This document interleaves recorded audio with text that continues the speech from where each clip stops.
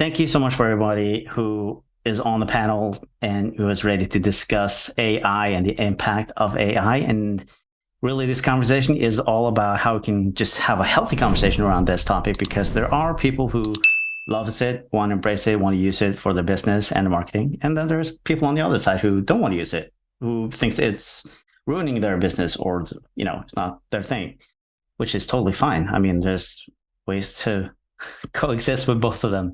But it's interesting to just have this conversation, have these people on this panel. We're going to just give everyone a little, 30-second introduction so everybody knows who you are, and we'll get started talking about AI. So let's start with you, Todd, and then we'll just continue around the floor. Great. Well, Ken, thank you so much for having us here today. This is going to be an exciting conversation, and I'm really interested to hear what everybody else on the panel has to say. Just getting a quick background before we started has me very enthusiastic about the conversation we're about to have. So thank you for putting this together. My name is Todd Genetasio. I run a marketing agency called Tresnick Media. I got started in digital communications in 2002, started my agency in 2011, and have been helping clients really grow their brand online over the last decade plus through websites, social, blogging, SEO, emails, all the digital channels. So we're definitely using AI a lot across our whole kind of workflow in different ways that I'm super excited to talk about, and hopefully help people on the call use our tips that we have to do their job a little better. Awesome. Lindsay, let's go with you next. All right. Well, thank you for having me on here too. I'm really excited to be speaking with everybody today. And for those who are catching the replay and for those that are here, it's a really big honor to be here. So thank you very much. I am Lindsay Janney, and I am a energy healer and a spiritual teacher. And I really work with creatives, creators, entrepreneurs, and soul seekers uncover and unlock who they really are and who they're here to be, to really help release what's been holding them back from growing and moving forward in their lives, and really finally taking that next big step that they've been looking for towards that breakthrough that will really make all the difference in their lives. So I come from advertising and branding. That was my old job back in the day. So I have been using what I know from the industry, as well as how I know how the creative mind works and how all of our minds really work from that perspective. So really excited to be here. Thank you. Awesome. Thank you. Kristen, you're next. Hey, my name is Kristen Solomon, and my passion is to help entrepreneurs who have really unique solutions and have a hard time finding the words to express it, to really express it through their content marketing, really use their unique power to draw leads into their business. So my background is actually in massage therapy, muscle testing, and all that fun stuff. I used to be an exercise specialist, so I had fun always leaning into intuition to create things, whether they be in exercise or marketing.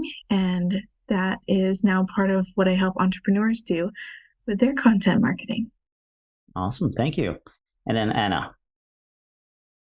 Thank you for having us, Ken, for this panel. I'm very interested to see what kinds of ideas come up in this conversation with all of us. My name is Anna Elliott. I am an artist and therapeutic art coach, and I help people use art to shift their state.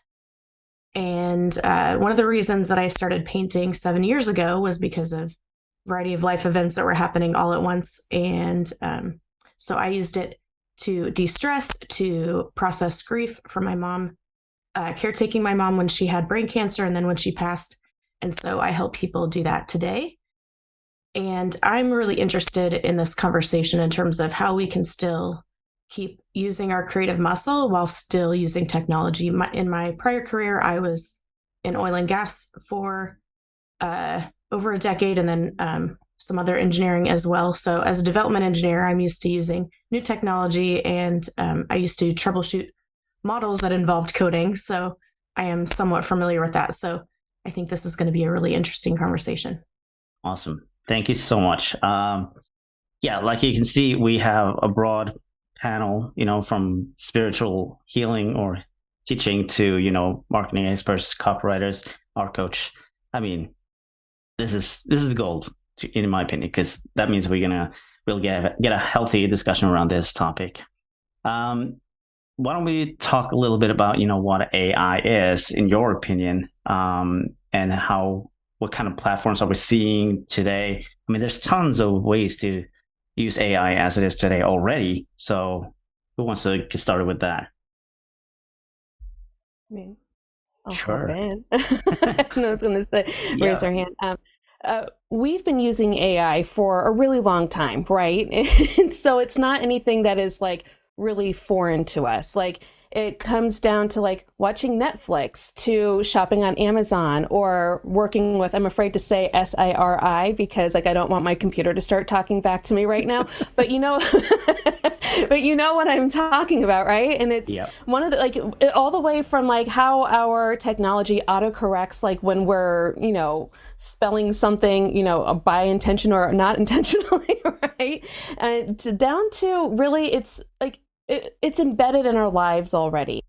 But, there is just a new age in which we're starting to go into, which it's like, how do we start working with that part instead of the machines just learning like the algorithms and what we, like what we like and being served up ads to that, to really like, how is it, working with like this kind of a super intelligence or this super consciousness, or trying to get there. And that's what I understand AI to be. And I'll let somebody else build upon it.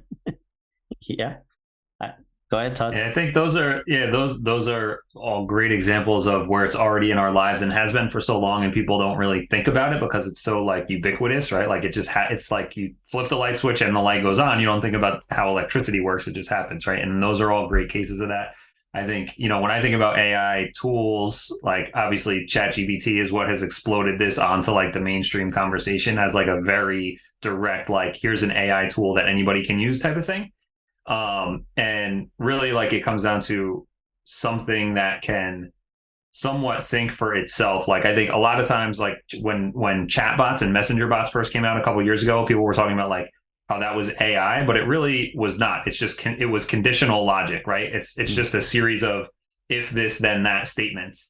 And you pre-program like, okay, if someone does this, then say this. If they do the opposite, right? So that was pre-programmed stuff. It wasn't artificial intelligence that was learning and making decisions. So artificial intelligence is really about like using something that can actually process information and like come up with a new output, as opposed to just following a string of pre-programmed decisions. That's how I think about it. Absolutely. And I think that's what we're starting to see like in the last year or so, that's started what's happening, with ChatGPT and, different types of imagery creations like Dolly and, there's tons of them. So yeah. Anna, any thoughts on this? I think I agree with both Lindsay and Todd in terms of their characterization of it. I also think that what I think is really important is understanding the data set that it used to train on. And that can be very important. Who owns the data set? For visual artists, that's why I'm very excited to hear you talk about your take on this, because from a writing perspective, and we actually have a different type of process to input things. But yeah, that's where my biggest concern is from a visual artist standpoint, where exactly what you're about to say. Sorry, not to cut you off. I'm excited about what you're talking about. Well, so yeah, my brother is a programmer, so we had a very interesting conversation over Christmas. But yeah, I think we need to be smart about it. I think we need to take into account as entrepreneurs, we have, risk, or business owners, humans in general, right? There's always some level of risk, whether we accept it or not. Sometimes we don't know that we're accepting that risk, right? You go to drive a car, you don't think, oh, something could happen, right? Maybe or get on a plane or go take a bath, but any activity we do or choose to not do, there's some level of risk. And so with AI and it being newer in terms of the level that it's at today, there is some level of risk that we don't know the outcome of, right? We don't know the probability of of how it's going to be used. We can look at what you agree to when you use each of the different AI software, right? And so you could look, I suggest, obviously you need to read it for yourself when you agree to it, right? Make sure you understand it and are accepting that risk, knowingly accepting that risk. But if you look at the intellectual property section, I'm not a lawyer, contact a lawyer, work with a lawyer, that whole thing. But if you look at the intellectual property portion, it's very interesting because I think what they're doing, and anyone correct me if they have a different view of this, but my understanding is they basically, for most of them, they basically took the internet and then used that as their training data set and whatever that looks like. So they're not being specific. So we don't know if they're only pulling certain websites. We don't know if they're only pulling certain information or certain art or whatever the case. And then they're training based on that. And then whatever you input into, whether it's a request, whether it's music, visuals, copy, whatever you're inputting you are then giving it permission to use that to help it train as well. And it can end up possibly being part of the output of someone else's request. So I think you really need to keep that in mind when you're accepting that risk or not accepting that risk, and figure out where that line is for you in terms of what is intellectual property of yours that you are not willing for that to be used for, and then what is acceptable. And so in terms of ownership, though, in terms of the training data set, that has not gone through the courts, right? So we don't know if something is going to come out of that. If you look at what they're using in terms of input, or output, we don't know who owns that either, right? If you talk to the developers, they're thinking they own it. If you talk to us, if we go and use that output on our website or emails, whatever, we're thinking we own it because we prompted them to create it. So there's some gray area there that hasn't been worked out in the courts. Who knows when it'll get worked out? Who knows what that'll look like?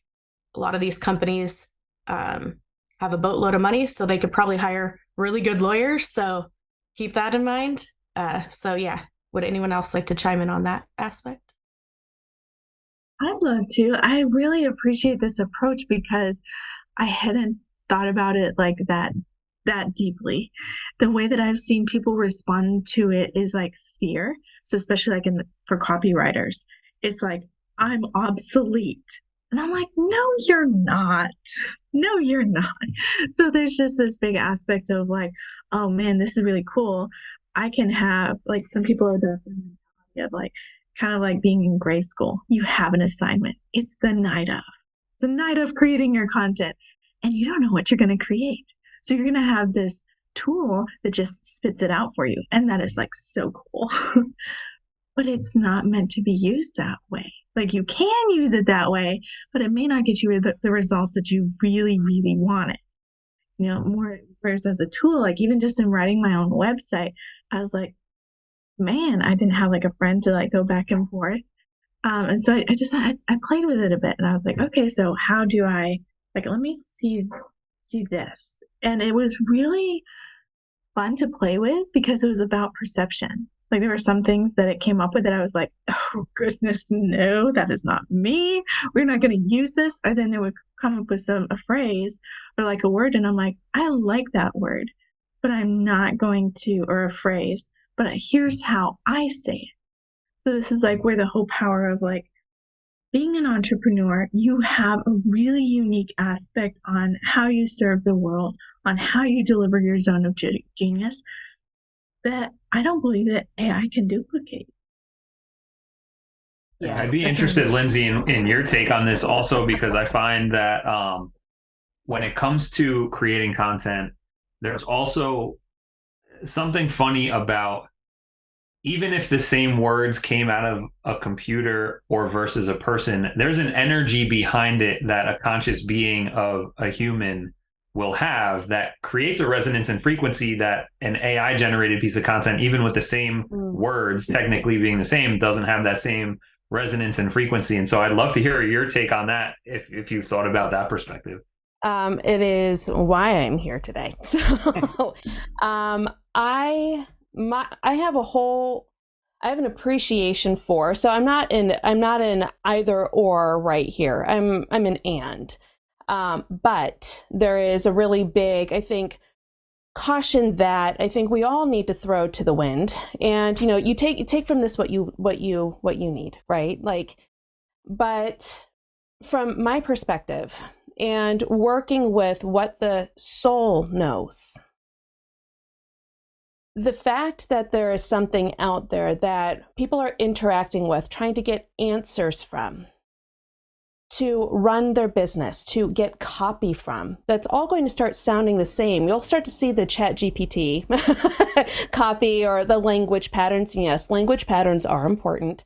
But it's when it comes down to what everybody intuitively knows in the seat of their soul, that can't be relayed through copy. That can't be relayed through imagery that is created by AI. It cannot be created with the thought of concepting, coming up with something that, and I believe most creative people who are creative, creatives, entrepreneurs, anybody who creates, who has a creative mind, has the ability to channel something really beautiful from them, from what they uniquely know. And when we start using like Chat GPT to really like give us the copy or the ideas, where is the boundary between humanity, and where is the boundary between like losing connection with not only ourselves but with like the people who we're trying to connect with as a business anyways. But the thing is that when we start relying so much on a machine, and I just saw in the New York Times just posted this whole thing on their Instagram, please check it out, where one of the reporters was working with Bing. And they started going down the rabbit hole, started talking to Sydney or whatever it was for 2 hours. It turned into a more conscious conversation. So it's just like, well, where are we losing this connection with others and ourselves? But also when we start relying so much on technology, where do we pull out from our inner knowing? Where do we pull out from our intuition? Where do we pull out from what, it has greater impacts. It just does. And the more we rely on things outside of ourselves, the more we forget how to rely on who we are inside, our answers, our uniqueness, the things that will wind up driving people towards us. So if somebody is on Chat GPT, and please, I'm on my soapbox right now. If somebody is on Chat GPT getting all of their copy, all of their artwork, or whatever all of this is, at the end of the day, let the people go ahead and do that, because it's the people who are going to be able to speak from their inner knowing, from who they are inside, and sourcing from their essence and what they know. Those are the people who are going to get ahead. So you know what? Let people go on the Chat GPTs. I love that. And I think this is a perfect example of how to use Chat GPT as a tool for yourself while maintaining everything that you just said, Lindsay, because this is actually something we made this pivot a couple of years ago in our agency, where like the old agency model is you hire an agency to do your marketing, and then you're an expert in your business. You have your experience and all your knowledge, and then you hire an agency who has a writer who then goes on Google and researches a bunch of stuff and then starts creating marketing content based on their their professional research, but they're not professionals in your space. And so we made a pivot a couple of years ago where every piece of content that we came 100% based off of videos from our clients. So we either, at this point now, we really only work with clients who have their own podcast or do videos on a weekly basis, where we can then take their expertise and turn it into what needs to be distributed in different places. But that's where ChatGPT can also be huge, is where we're not sitting there with a blank screen and saying, write me an article about XYZ. We're actually taking our existing expertise, and if it's with clients, with what I do for myself, is we'll record videos and then use our transcript of us talking about it with our experience and our expertise, and then we will give that into ChatGPT and say, rewrite this as an article, rewrite this as an X. So we're using we are the source of the information. And then we're just using ChatGPT as a tool to more rapidly reformat that information into something that we can put into different pieces of context. I love that you're doing that. Oh, go ahead. Oh, it's okay. Oh, that just makes me so excited because that was one of the things that I've seen in the industry is just so many people are like, oh, hey, you just have to like do this for SEO, and they lose the essence of who they are. So the fact that you're so committed to have their marketing be the fullest representation of who they are is Right. really the most powerful thing that you can do for their marketing. It's that connection. Like I think Chat GPT just creates this whole area where it's a powerful tool because it can kind of help us understand like perception to a certain way. But there's also this aspect of it's really a tool. And we get to decide like how we use it and the way that we want to use it. It doesn't have to dictate, oh, this is the way that we do things. And it opens up this whole new level of creativity and really aspect of embodying your expertise in a way that no one else does. Yeah, that's a great way to put it. And, to bringing up the SEO point too is Google has said that they have gone back and forth twice already on this in the last couple of weeks. And who knows, it could even just be like a ruse to fake people out. You never know what their algorithm, what they're planning to do with their rankings and stuff. But they have what's called the EAT, and they just added an extra E. So now it's called double EAT as their baseline for how they like grade content and how they're going to rank things in the algorithm. And it's based on experience, expertise, authority, and trust. And you can use AI from scratch with a blank screen to create a bunch of stuff. And like Lindsay said, it's going to create these language patterns that is going to sound generic and like anyone else who sits down and gives it that same prompt. So Google doesn't care if AI did that or a cheap writer that you got on Fiverr. If it's generic content that doesn't demonstrate experience and expertise and doesn't have authority and isn't creating trust with your audience, it's not going to help you rank. So just sitting down and thinking, I'm going to spend the next hour and create 200 articles in ChatGPT, and now I'm going to have a ton of SEO content, that's not going to work because the content ChatGPT creates from scratch is not going to demonstrate experience, expertise, authority, and trust. So, it's something to keep in mind for anybody who's watching this thinking like, oh, this is great, I can spin out a bunch of awesome content for SEO. Yeah. That's not going to be the best for you. I think when we use it as a tool, I think that we need to use it only as a tool when we've gained mastery in something. And so when we're using it it depends if we're using it as a tool or a Band-Aid, right? And so the Band-Aid would be like, hey, I'm going to take Tylenol because I have a headache. Whereas that's not the root source of the problem. The problem is like you're likely dehydrated or you're lacking nutrients or you have inflammation in your body, right? You fix those things first. Then you go use the tools, right? Like I'm not going to go ahead and get a fancy tool to rebuild problems in my home. I have a 123-year-old home. So like I understand that the tools don't fix the problem. But it's a tool that you can use once you know how to use it. Like I have a Facebook ads coach who has always said, like, learn how to use the platform first before you get the manager, right? Like, so you know how to interact with it, you know how to use it. But my biggest concern is that when we start saying, oh my gosh, I don't have enough time, I'm going to go ahead and put all of this information in, and maybe like it's my information, but I'm going to have it write an article. There is a certain energetic signature that is lost at that point that will not be your voice anymore. There is something really, it's actually highly spiritual to be able to put your pen to paper, your thoughts down into your computer, whatever that might be. And it can just be these subtle differences between this, like a simple sentence that you might choose to use, or maybe the way that you say something.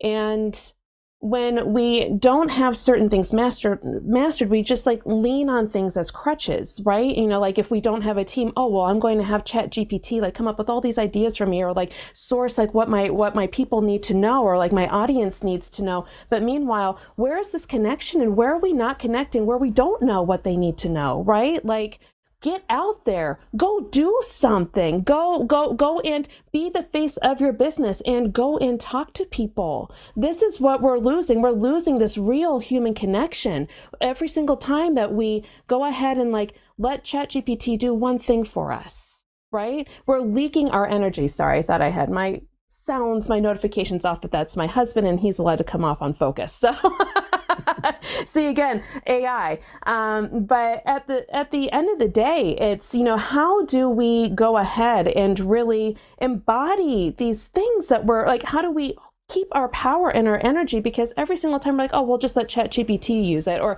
oh, that'll just be easier for that day. It's these subtle leaks that turn into bigger problems. It's just like, I'm going to go ahead and have French fries today. Okay, I'm going to have it tomorrow too, because it was really good. And then I'm going to have it every single day. You don't think that you're going to start doing something to the inside of your body? Think about what that does to your energy. And every single time it's these little tiny pinhole pricks that are falling out of the bucket with your energy. Every single time that you give your power to something else. And when you can start to take that back, you might not be creating on this massive scale if you are a small business, and that's okay. Isn't there beauty in being a small business? Well, I'll tell you the scary part, and I am very excited and optimistic about using these as tools like we've talked about, but something that does scare me from a humanity standpoint is, all right, like if we play this out where a bunch of small businesses and big businesses start using Jasper, ChatGPT, whatever, these content creation tools, if they're not using it in a well thought out way, where they're using it from scratch to spin out a ton of content, right? Like if I were just to say, oh, it looks like the office furniture industry looks like an opportunity to build a business, right? I don't know anything about office furniture. I don't know, maybe this is going to be a bad example as we go through it, and then I sit down and I say, okay, ChatGPT, like, what should my office furniture website talk about? And it tells me all these ideas. And I say, great, create articles on all that stuff. And it creates all this stuff. And then I start publishing this and I start running ads and promoting it. And I start selling office furniture like crazy. People Googling problems that they have with their office and fixing furniture. They start learning from the content that I am promoting from my office furniture business. But that stuff was all created from ChatGPT or Jasper, which is not based on my personal expertise or experience. And so it's diluted.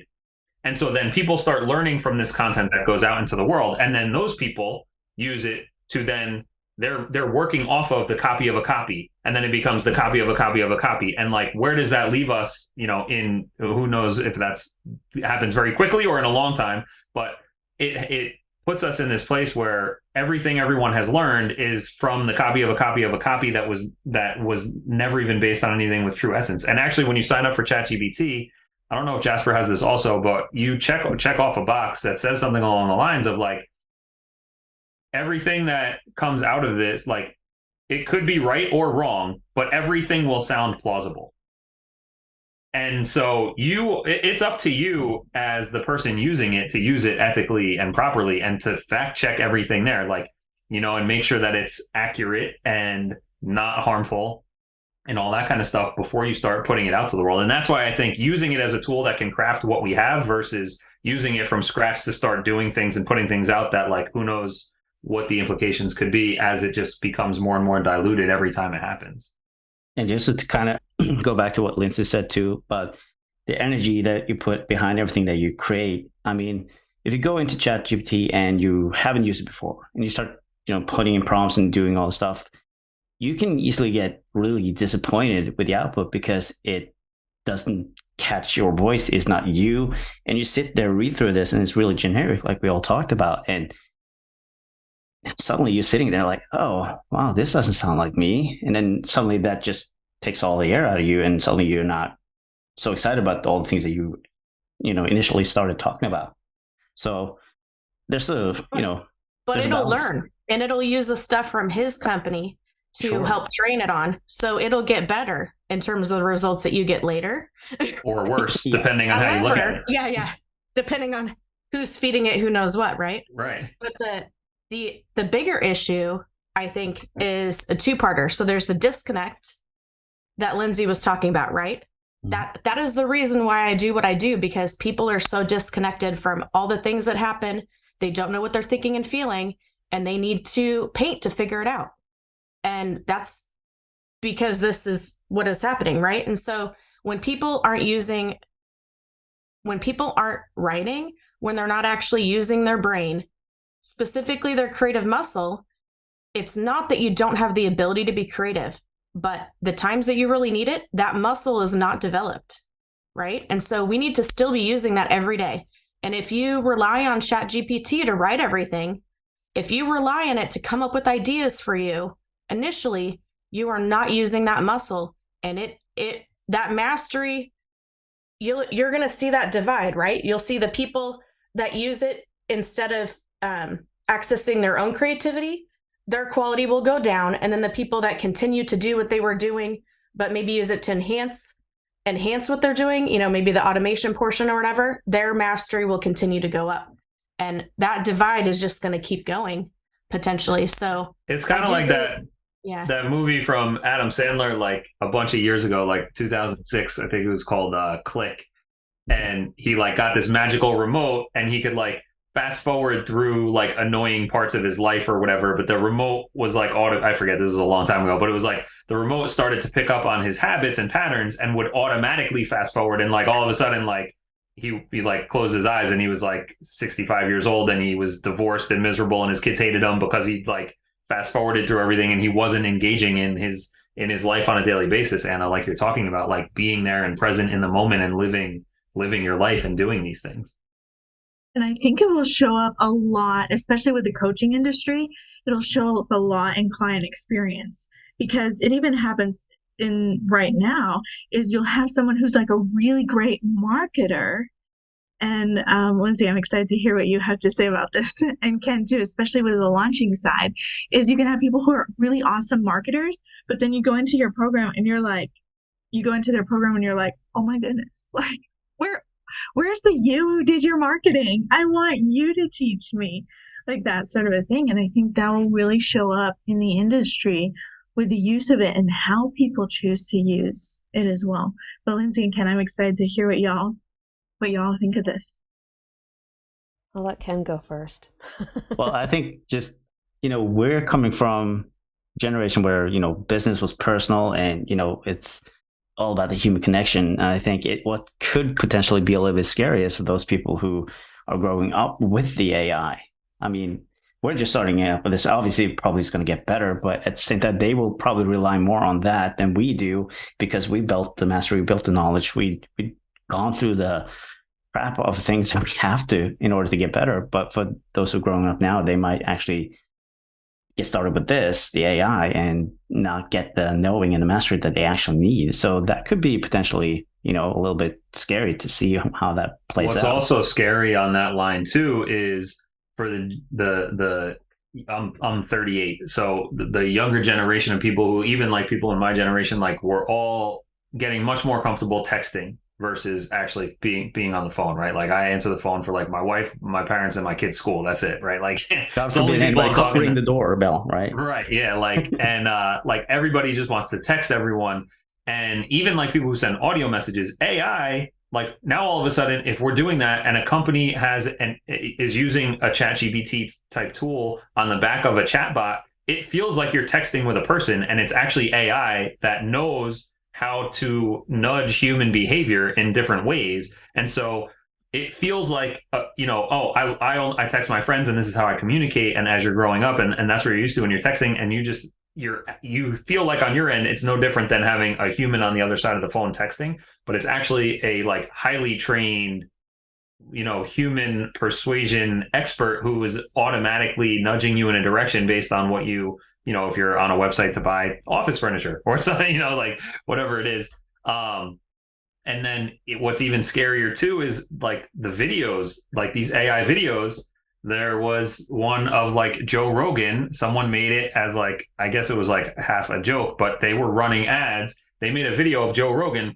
It looked like a Joe Rogan episode of him talking about their product and promoting their product. And they ran that as an ad. Now this becomes like also a legal issue, right? Like this is fraud and impersonation at like a whole crazy level. But you can't even like to say like, oh, you can't trust someone texting. Make sure you like hear their voice, or that it FaceTime them so you see them when they're, that doesn't even matter either. Like you could get a video from someone and it could be a completely fake video that like the human eye can't detect. So that stuff is real freaky to me. You're not a fan of deep fakes? Yeah, no, I'm not even a fan of shallow fakes. Yeah. Lindsay, I'm curious. Okay.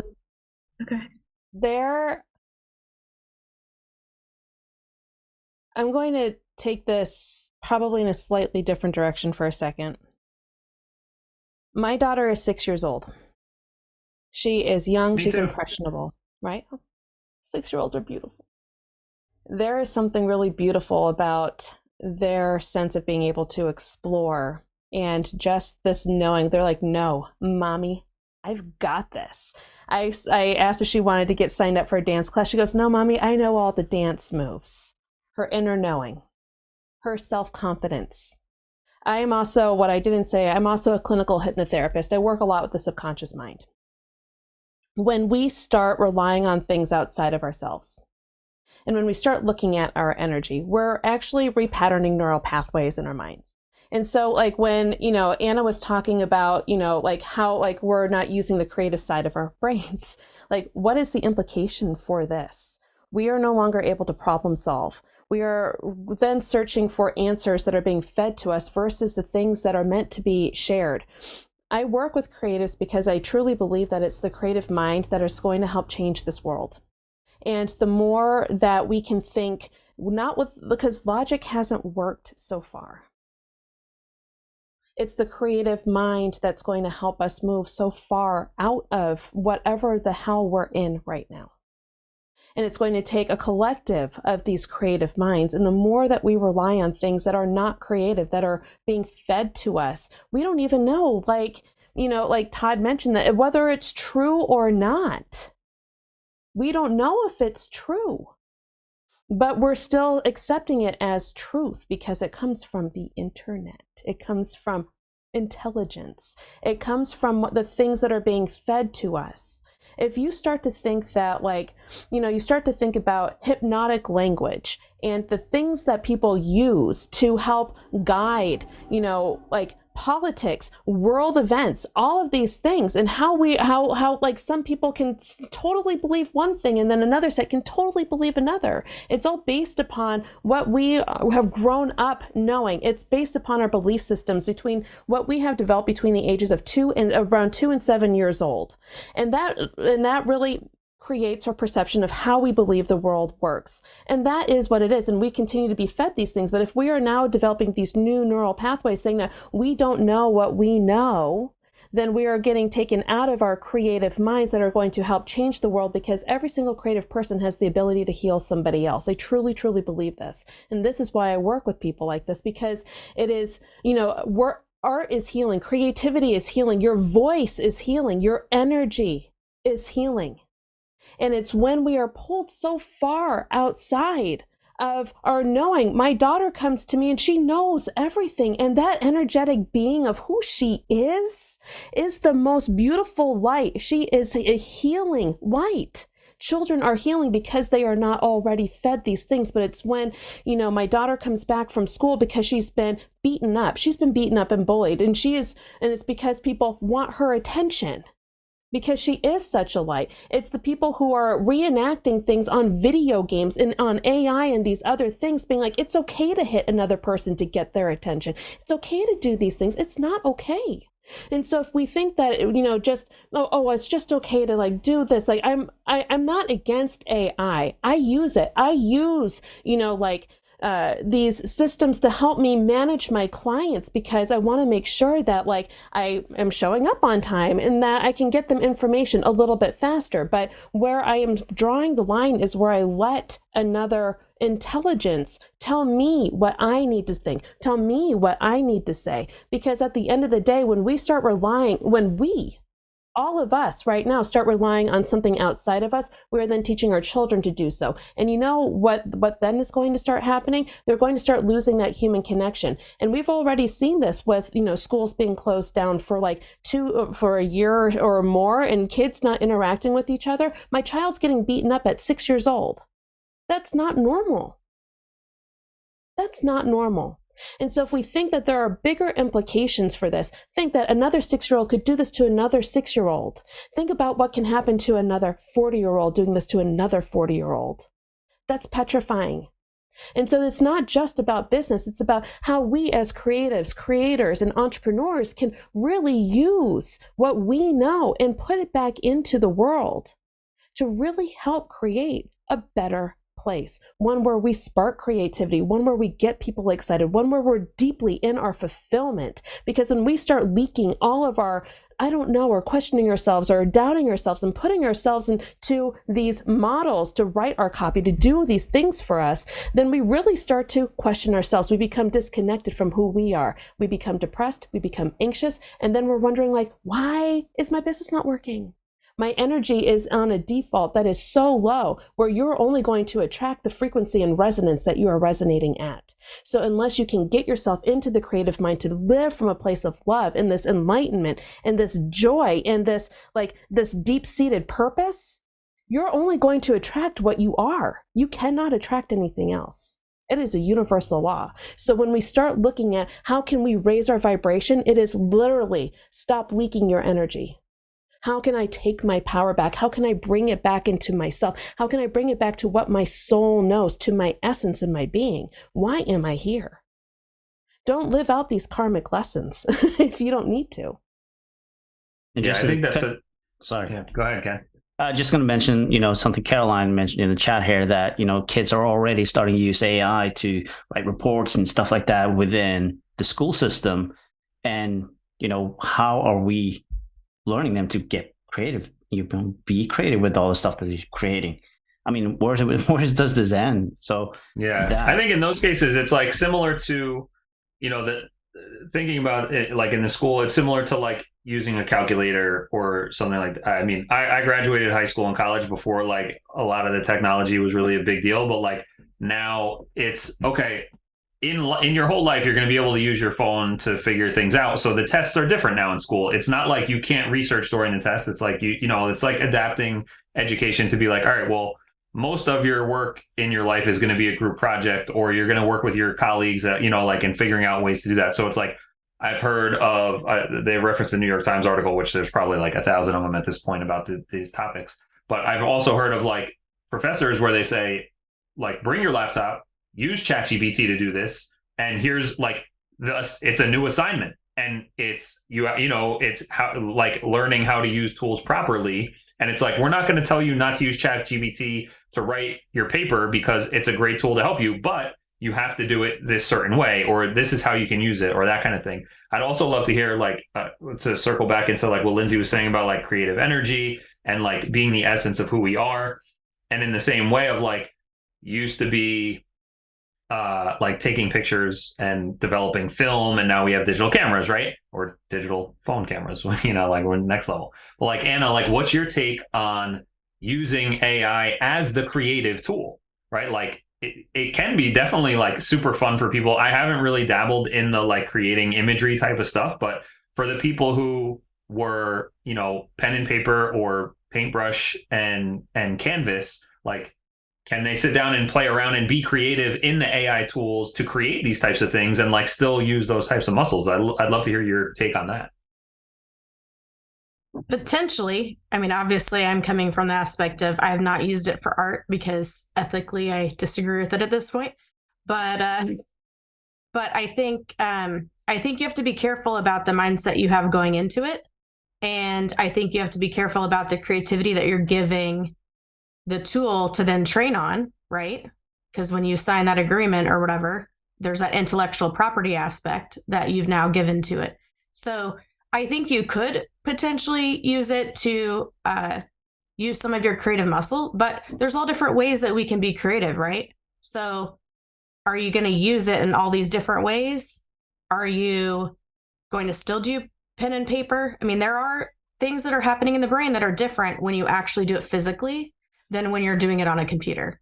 And I'm older than you, so, but I remember the test in engineering where you still got to use the book. That just meant the test was going to be harder, right? Like, right, exactly. It's a matter of reference material. And the thing that I think is people are going to get frustrated with ChatGPT or any of the others is it's stripping out the reference information, right? So it's not like when you go to a website, you see, oh, this is a reputable website or whatever, you at least have that lens of it, right? When it's giving you information back, you don't know where they got it from. So you don't know whether it's valid or not. And unless you have that level of mastery on whatever it is you're that's a good point to raise. And you're not going to be able to not going to be able to filter that, right? And so that's one of the things too. A good tip for people using ChatGPT is you can ask it for sources.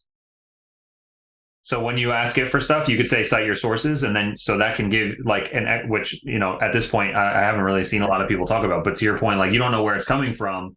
It's based on whatever language, whatever whatever information it was fed to learn off of. So you can say, give me an answer to whatever, and cite your sources and give me a link to it. And then so that you can it'll help you speed up the due diligence. And then it's like, all right, well, if it gives you a bunch of broken links, all right, well, maybe this isn't so great. Or if it gives you links to a handful of scientific journal papers or New York Times article or whatever, and you're like, oh, okay, this does check out, right? So that is one kind of quick way. You still don't know if it's like, you don't know because we don't have the code, right? So we don't know what it's prioritizing over others, what it's discounting, we would only find out what it's including, right? So we don't know what it's discluding. Right. So it could be, oh, I see the same idea in 1,000 different websites, therefore I'm going with this idea, right? I don't think it's going to tell you that. Yeah, and I can give you guys an example on. But that's not much different than just going with a Google search and clicking on the top result, right? This is just kind of combining things, and then you can check the search. Except you're looking at the raw data on the website that they referenced versus how they interpreted it potentially through the learning language. That's my point. And when you ask for the site links, you can go and check the site, CITE site, right? And see where they're getting the reference material from. So you are getting the data that it's making the interpretations from. Let me give you an example. I just don't know what it's discounting. Because there was, I don't remember who it was or anything like that, but it came up in the media, and there was someone who was like searching, like, give me 5 heroes of, the modern world or something like that. And he lists out a couple names, and one of the names is the name of a mass killer that killed 75 people or something like this, in 2004, I think, back here in Norway. And he was considered a hero because there's so many articles around him where he is talking about, the Islamic way and blah, blah, blah, and all that stuff. And they praised him because it was targeting those kind of people who believed in what he believed in. But that obviously he was not a hero because he killed so many people. And that's where kind of ChatGPT got it all wrong. So again, it's just taking some data, but it's not, what kind of data is it picking up on, like you mentioned, Anna. Yeah, and I think, and someone had mentioned it earlier too, like how Bing search included it, has started to include it, and people, it's just like off the rails already after I think it's like less than a week, right? Which is where also, like, how do we use these tools? And we're down this rabbit hole of a conversation where we're kind of talking about using it as like a research place and a place for getting information. Whereas like, that's not, at least at this point, not how I'm using it, right? Like I'm using it to like recraft things, or like if you use a tool like Jasper, you're using it to create content or articles or things like that, like where, it is pulling from who knows what on the back end. But we're not using it as like research where I'm like, I want to learn about like how round the world is. And then I'm like, oh my God, it turns out the world is flat, right? Like, so I think knowing like how we're using these tools and like, okay, if you're using this as a search engine or a knowledge base to like educate yourself, I don't think we're nearly at a point. Like I wouldn't trust it in that scenario whatsoever, because of all the stuff that Anna said and Lindsay said. But I think if we know like how and when and where to use these tools, they would be super powerful and positive. Absolutely. Well, do your parents still have Encyclopedia Britannica? Maybe, they might. Mine still has AOL. So does anyone? Oh,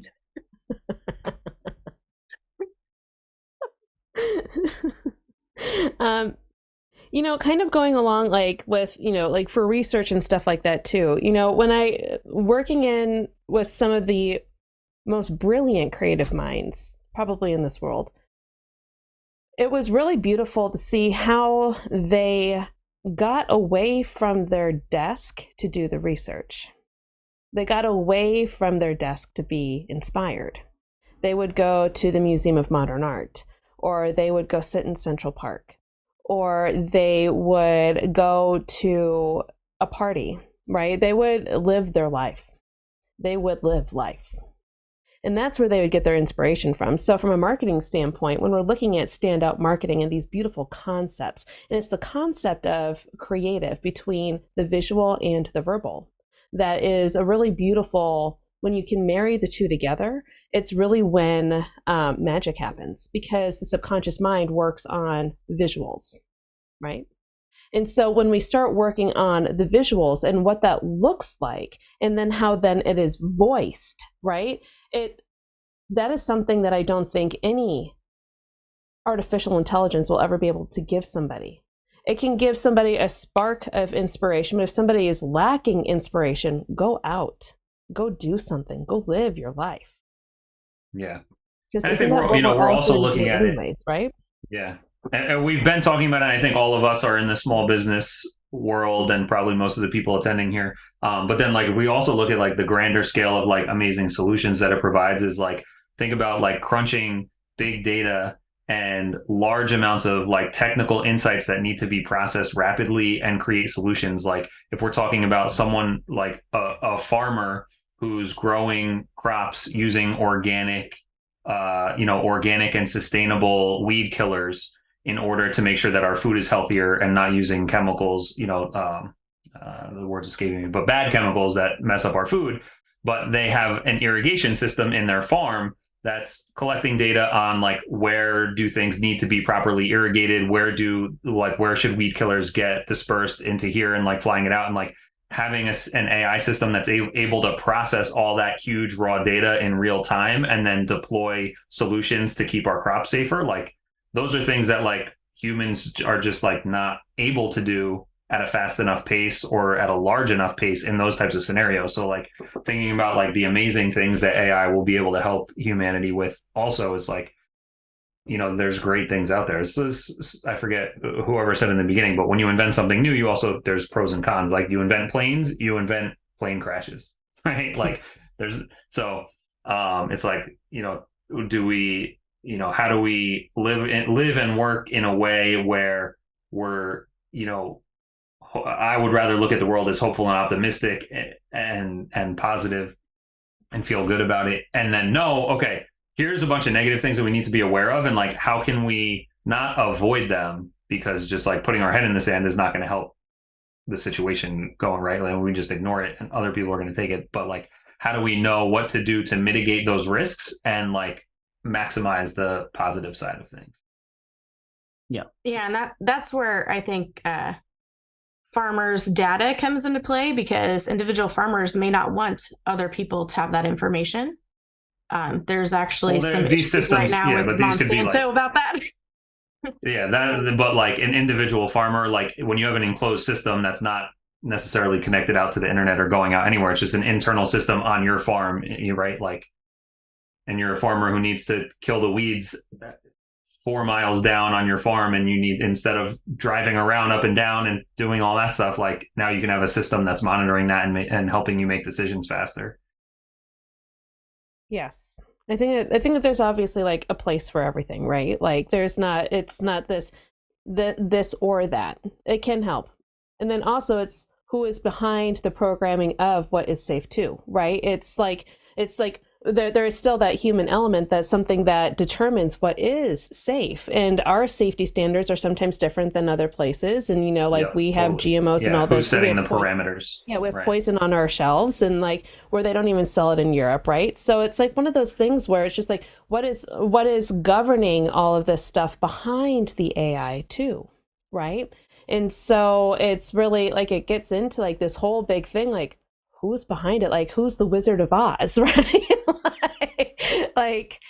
Is it just this guy, like wearing a green suit, like sitting behind a booth with like a big boom, like a big boom box, right? It's Ken. Busted. And there is a way that we can make this beautiful. I mean, like, I don't think we would be on here without AI either, having this conversation. So this is also developing human connections. So I think it's just really where we're sitting and like not letting it take us out of who we are. out of our knowing, and Totally. still making sure that we are living our lives in a really full and robust way, because that is what will heal us, right? Like, I have used like Google over the last few months to figure out like what is like going on. Like, I have autoimmune problems. Like, what is going on in my body? I have learned more from Google than I have from all of my doctors. And I'm like, what is going on? So there is a time and place. And I'm like, wow. And now I'm on this whole protocol and I feel great. I feel really, really good. And I'm like, wow, if it weren't for the internet, where would I be, right?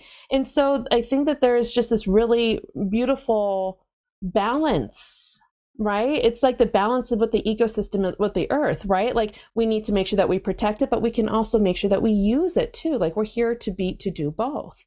And like, how do we protect and how do we also consume, right? Like, how do we give and how do we receive? And I think it's as long as we're not giving all of our power away and we're also not taking the things that we don't necessarily, the things that take us out of our knowing, the things that have us question ourselves. Like, if we were asked and like given a piece of paper being like, how do I do this? And if you can't do something without like sourcing it on like the internet, then there's probably a really good opportunity for some learning, right? Well, that's like any kind of marketing systems too. Yeah. Like, even when marketing quote automation came out and it's like, oh, we bought HubSpot, right? Like, well, now you have it, but you still have to figure out what your marketing strategy is in order to actually create the content that you're putting out and the messaging and like what goes where and when. It's like people just like, oh, we want to automate this. It's like, but you didn't even do anything yet. Like, you have to do it first and learn from it before you can, use tools to be able to make it better. Yeah. And I just think that, there are so many people who are just so hungry, especially in our industries, right? That like just want to keep getting ahead. And I think that it's understanding that there is a balance and there's a necessary learning. And, Anna put in the comments, it's the path to least resistance, but you don't need to resist something, but that doesn't also mean that you shouldn't be learning from a challenge, right? Like, it's the lessons learned that create wisdom. And that wisdom are the things that we can then share with other people, how we can do things better. Like what we've already, learned here is also collective wisdom, right? By getting together, not going on the internet being like, well, what do I do? What do I do? Right? Like, how do I go in on like a chat bot and like figure out like how to make a question better to derive better results? It's how do we start asking ourselves better questions? How do we start sourcing and answering our own things? Like, we can all answer our own questions. We have the power to do so. We've just been taken away from it. And I think there's a lot of tools out here now, obviously, that helps us to actually connect more with ourselves. It gives us more time to actually spend on ourselves. I would love to kind of steer this conversation towards some of the positive things that we do use AI for in our business and our marketing today. If any of you guys are using any of the AI tools out there today. Well, one of the ways how I use it with my clients is, oh, sorry, Lindsay, did I interrupt you? No, I just said, don't look to me. I don't use them. Well, one of the ways that I really like to use it with my clients is, and it's like a process of how I like to like kind of do things first, because there's been so much marketing out there that says that you're not enough, that says what you have just isn't good enough and it's not going to cut it. So it's going back to this place of like, you are the best marketer in your business. You are your greatest asset to your marketing in your business. You may not have all the know-how. You may not know the SEO. You may not know these technical things, but inside of you is the greatest connection point to meet your ideal client. And if you're not using that, then it's not going to work. So it's coming from this place of like the strategy that's like, hey, it's inside of you, and it's going to be something that you got to be willing to go there first. And then when you start to draw it out of you, then you start using things like Chat GPT. And it's like, okay, so I want to say this. Oh, I'm just curious how does this machine like help me understand this? How does AI help me communicate it? Or things that are like, no. Or it could even like draw you to the beliefs that people are believing. It's like, oh my goodness, how did that come up with that? Like, I don't agree with this. So in that sense, I feel like it's a very positive aspect, because if you're really seated in who you are, in your own power, it really makes a difference. Yeah. I know I use, at least for my part in my business, I use something called Searchy AI, which is in the platform Searchy.io. And I upload my podcast there basically just to have it, first of all, transcribe it so I can get, captions on it. I don't have to put any work into it. Obviously, you have to go through it because it's automatic, but just to check if everything is okay. But it does that job for me. And it has an AI that basically can create a summary for me. It can create some chapters for me. It could create suggestion to headlines, stuff like that, which makes it a lot easier for me than having to sift through 45-minute episode, listen to it again, make notes. And mind you, I recorded that episode probably 2 months ago, so I don't remember the conversation, to be honest. So that saves me a lot of time, and it just uses the information that's already there, picking out the pieces. And, yeah, sure, I can put my spin on it and, make it my own, but it gives me something to start off with, which I create all the show notes with that, which is awesome. And I saw today a video where Adobe has come out with some speech enhancement tool, which basically means that if you have a lot of echo in there, or you have noise, or your microphone you're holding it, you're tapping it, it clears up the noise pretty damn good. It's really good AI. So to me, I'm starting to see there's a lot of small tools that really can help us in our business to make our stuff better in that sense, without actually taking away from the humanity aspect of it. Yeah, exactly. Yeah, I already said this before, but how we're mainly using it is we're taking our own transcriptions and then saying, like, write this into an article format, put subheadings in here, break up the topics, like, put this topic into a Twitter format, put this topic into an Instagram caption, right? So we're just having it reformat and rewrite into different formats and contexts based on what we're putting it into, and that just speeds up our process tremendously. Also, sometimes I like to have fun, and I say, like, rewrite this in the voice of Dave Chappelle and see what Dave Chappelle would say about it, or like Jerry Seinfeld. Or, everything I do is like write this in the voice of Jerry Seinfeld, and it always just everything starts off with like, what's the deal with content marketing? All right, I mean, seriously, folks, how many blog posts do you need to write? That sounds just like Jerry Seinfeld. Any thoughts to that, Anna? Oh, I've used Searchy.io as well, and I really like it for the closed captioning aspect because you can download the transcript. And so I know have people very close to me that have had hearing loss, and so for them it's really important that they can read that, and it helps to be ADA compliant. So I'm glad to be able to provide that to them in a way that isn't cost prohibitive, and so having that monthly membership fee is worth it to me. I have tried using a different, what was it called? Video Bolt, but I found it limiting. So I think, obviously, Bolt, did you say? Video Bolt, because I was trying to make intro and outro videos for my product. So I think what people need to keep in mind is if it's not to the level that you're wanting it to, by you giving it information, you will help it improve so that it can get to that level, right? Because as it is with any type of, whether it's typical coding or not, it always goes through this phase of testing and making sure that based on the input provided, that the output makes sense and all that. And if it doesn't, then, they need to troubleshoot it so that it can get to that quality level. So if people are wanting it to progress, there is that aspect. So you have to weigh that risk with the potential opportunity of it getting better. But yeah, I think there are specific things we could use. Just know it is a little bit like the Wild West right now, because I don't think there's any laws about any of this, about how they use the training data, like I said, or repurpose it, or who owns it. So Yeah. And I've also used Dolly just to, I don't know if you guys have this problem, but if you're creating something like a website, or you need some graphics for your podcast, whatever, and you get a headshot of, your guest or whatever, and sometimes the image is just too small. But with Dolly, you can extend that image by giving it the information that, speaks to the background, or if you're missing some, piece of the arm or something like that, you can add that and just, it generates it, which is really cool. Oh, that's smart. I hadn't thought about that. So, Lindsay, you don't use any AI tools? Is that what you're saying? Or are you? I don't use it when it becomes a super consciousness, but I do use it.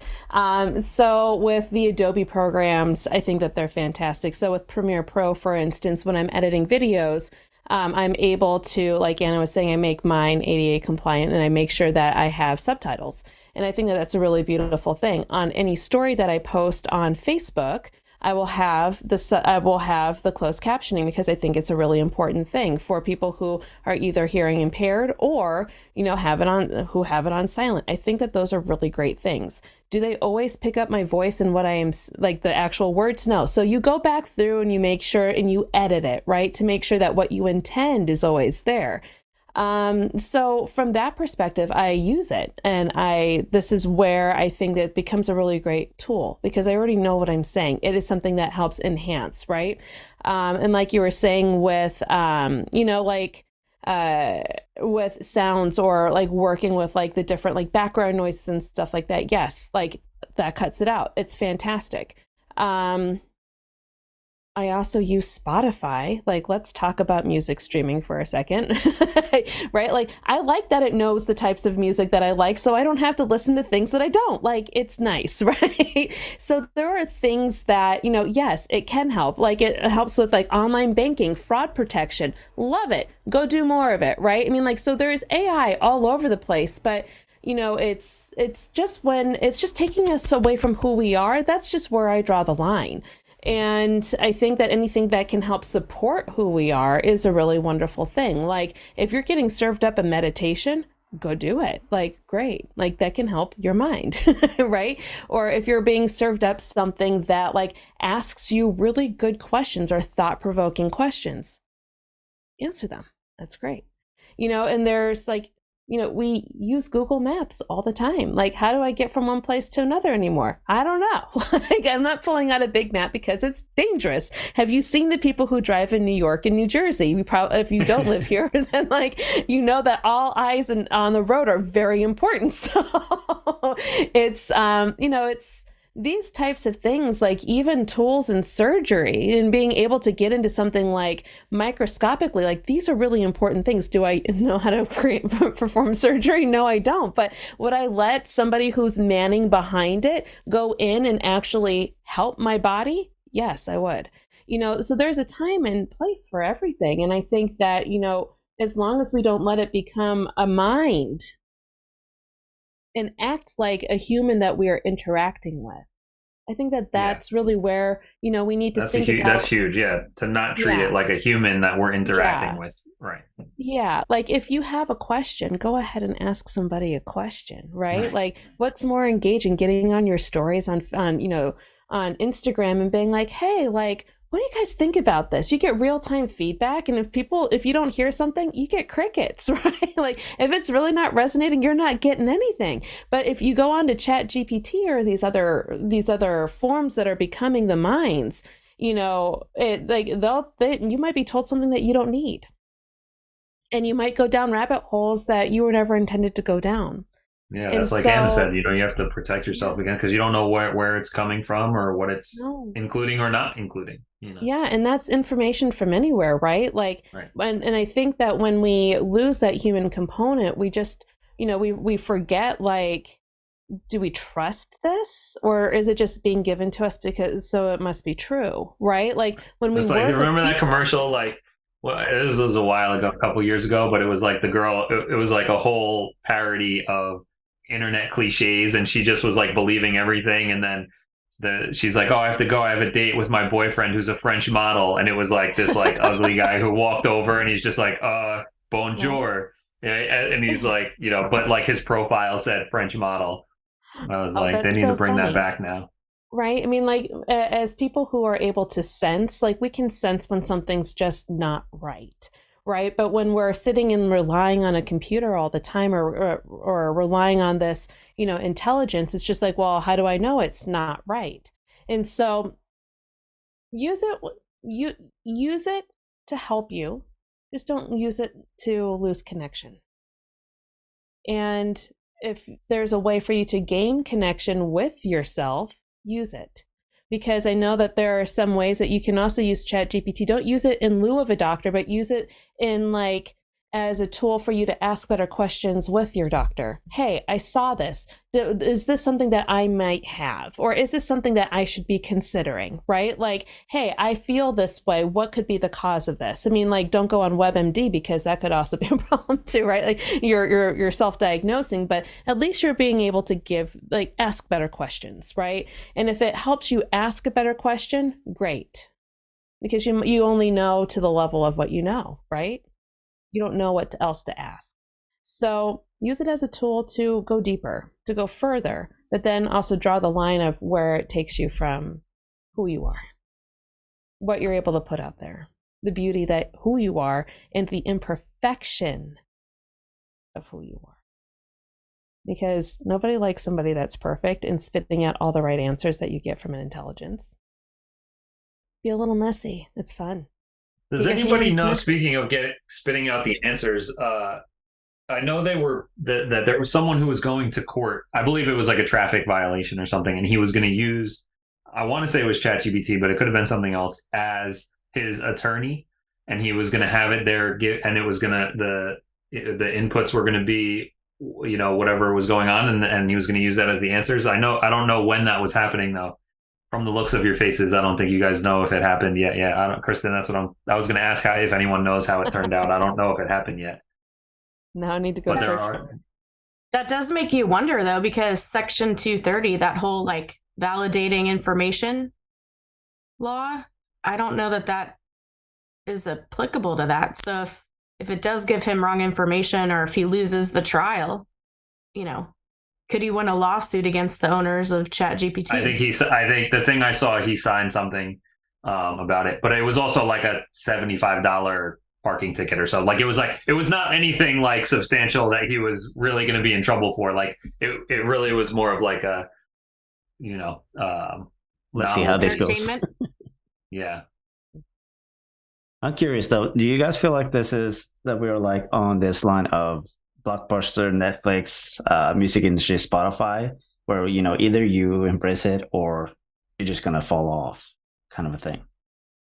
It did not go through the state bar of whatever state it was in. Did not allow him to do it. Right, but just thinking about AI in general. Yeah, like, are we at that stage now where either you get with it or you are dinosaur, basically? Go ahead. Oh, I think like if you can get with it and you can do it. It's just like, some of these other technologies that have come out, like Clubhouse was super popular for like a really for like a minute. And, like everybody had to get on it, like go on it, explore it, see what it does. But at the end of the day, like you'll be able to tell what's written by a human being at the at some point. And if that's who you are looking to attract, another human being who might need your help, you should probably write your own stuff, right? like you'll start to be able to see the difference, I believe, and feel, because we are all feeling beings. You'll be able to feel what's real and what's not. That's where I'm at on it. But also, just so you know, Blockbuster, I just got a VCR from my in-laws' house so we could play old Disney movies. I wish it was back because my daughter loves them. Well, there's still one Blockbuster left, right? So, That Blockbuster was amazing. But they don't have VHS probably anymore. All right. I think this has been a really interesting conversation, and I think we could probably go on for hours talking about this. But I think we filled out a pretty good, almost 1.5 hour here with great content and sharing our perspectives on how we can use it and how maybe not use it. So people have a better understanding of, how we can use AI in our business and our marketing, and not to. So I just want to say thank you to everyone who's been joining in and listening on the conversation, and you guys being on the panel, sharing your experience, your expertise, and your thoughts and your perspective. So thank you so much. Yeah, thank you for having us, Ken. This was fun, and thank you everybody else. This was really great. I appreciate everybody's perspective here, and just being a part of this has been an honor. So thank you, everybody. Yeah, thank you so much. This has been really fun. And I really enjoyed learning from you guys too, because now I'm just like, okay, well, it's not as bad as it thought it was, but it's also, like I can change too, but it's like, there are ways that we can all work with this, right? And like I didn't realize like some of the other things that it was capable of. So I really appreciate everybody's perspective, and what we like, just arming ourselves with more information has been really beautiful. So the more we know, the more we know what we can do. So thanks. Thank you so much. Like I would love to stay connected with everyone here, and it's just been a really great conversation to be a part of. Thank you for hosting, Ken. Welcome. Thank you, Ken, as well. And I think it'll be interesting to see. I don't think AI is going away. I think it's embedded in a lot of ways. I think it's just a matter of how the language modeling happens that I think is what we're addressing right now. So we will see where it goes, and we'll all have front seats to that, I think. Awesome.